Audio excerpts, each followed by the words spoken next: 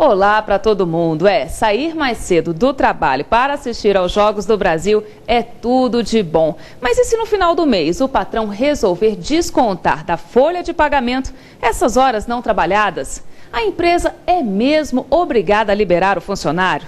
Bom, sobre essas questões trabalhistas, eu converso agora com o advogado Jorge Henrique Elias. Obrigada pela participação do senhor aqui no Jornal Anhanguera.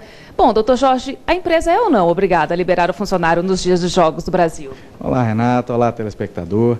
É importante salientar que a empresa não é obrigada, a não ser que exista lei determinando que referido dia seja feriado. Então, no nosso caso, de Anápolis e das cidades da região, não houve decreto de feriado, ou seja, o patrão não está obrigado a dispensar o empregado nos dias de Jogos do Brasil. Mas se for dispensado, se o funcionário for dispensado, no final do mês o patrão pode descontar da folha de pagamento essas horas que ele não trabalhou? Porque, por exemplo, ele vai ser liberado mais ou menos às 2 horas da tarde. Até às 18, até às 6 horas da tarde, tem muito tempo aí. Ele pode descontar essas horas? Na verdade, não. Se o patrão liberou, não há que se falar em desconto de nenhum centavo do empregado. Agora, é importante lembrar que ele pode também fazer um acordo com o empregado e não simplesmente liberá-lo. Ele pode compensar esta hora em outro dia que não haja jogo.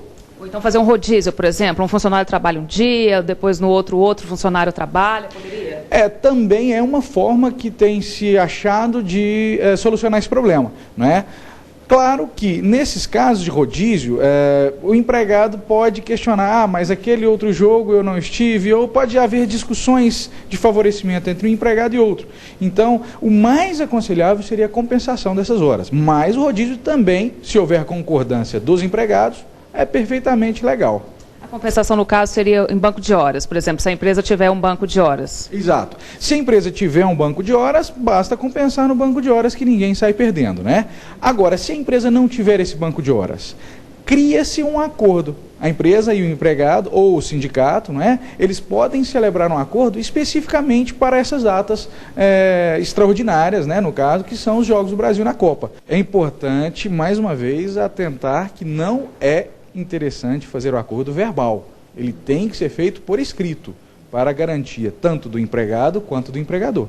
E se o empregado faltar ao serviço sem autorização, ele tem que lembrar que vai ser descontado o dia de serviço e o repouso semanal remunerado daquela semana.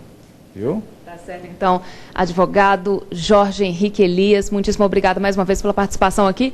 Tá aí, então, a dica, fazer o acordo verbal e escrito entre patrão e empregado, para que ninguém saia no prejuízo lá no final do mês, no final da Copa, isso se o Brasil chegar até lá. Mas é claro que a gente torce que sim. Voltamos ao estúdio.